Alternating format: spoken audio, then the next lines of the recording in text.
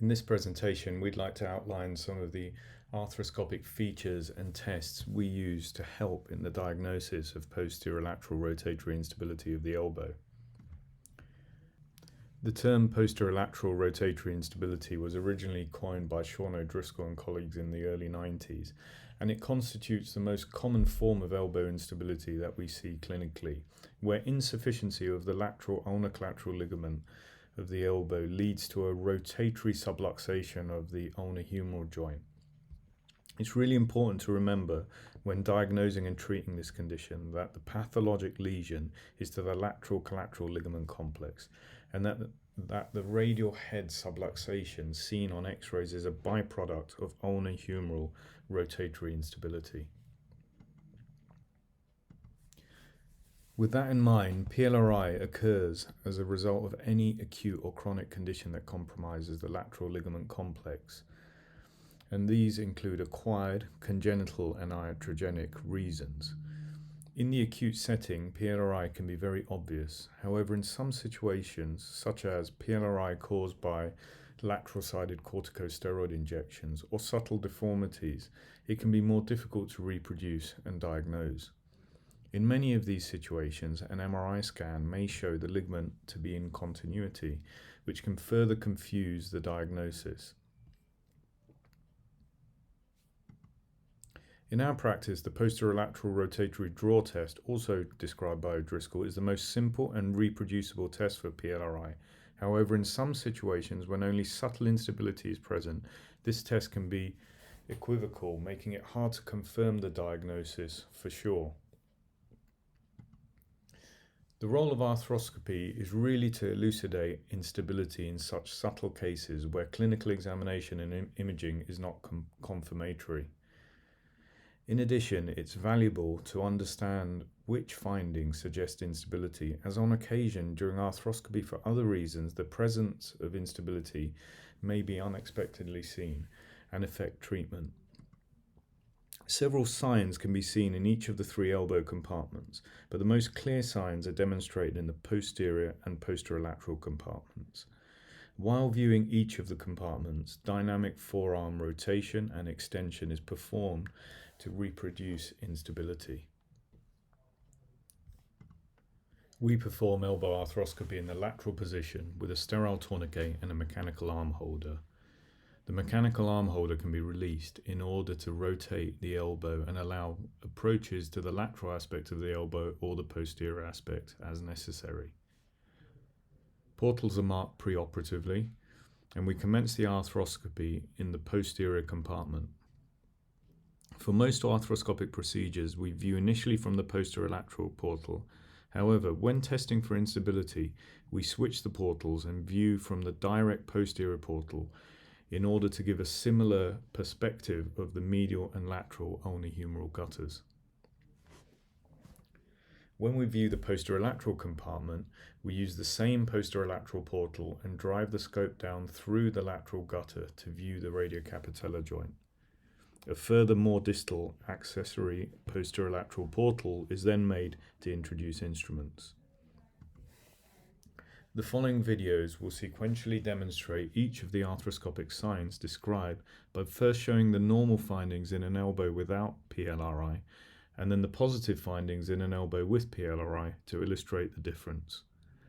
The first sign of PLRI is demonstrated in the posterior compartment while viewing the lateral gutter. In the normal situation, during dynamic forearm supination, there's very little gapping of the lateral aspect of the ulnar humeral joint. In this area, the degree of gapping is variable in the normal elbow, and with some patients, especially those with hyperlaxity, having more than others. However, in the second video, the gapping is clearly seen to be pathologic, with widening of the lateral ulnar humeral joint in a patient without hyperlaxity. This degree of gapping and subluxation is synonymous with PLRI. Why this finding occurs can be conceptualized by looking at the effect of forearm external rotation on the ulnar humeral joint.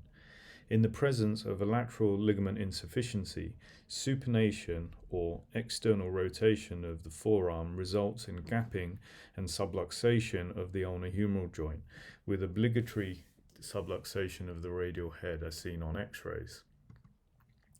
This is what's seen when performing supination and external rotation of the forearm in the arthroscopic setting. All other signs are seen in the posterolateral compartment, viewing from the posterolateral portal. The drive-through sign is similar in principle to that described in the shoulder for anterior instability. In this test, an attempt is made to gently push the scope from the posterolateral compartment into the anterior compartment by driving through the ulnar-humeral joint.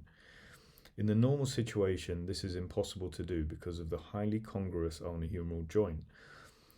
It's common to be able to see just beyond the bare area of the greater sigmoid notch, but not further than this. In the pathologic situation, the scope can be driven further into either the medial gutter or, as in this case, right through into the anterior compartment, where in this case the coronoid and anterior capsule are clearly visible, confirming quite marked instability, and this is a highly abnormal finding, indicative of PLRI. While in the posterolateral compartment, it's possible to view the humeral origin of the lateral collateral ligament to look directly for a disruption. In the normal setting, it's actually very difficult to see into this recess because of the tightly attached structures. However, in PLRI, if the ligament has been disrupted from the humeral origin, the attachment looks abnormal even in the chronic setting, as in this case.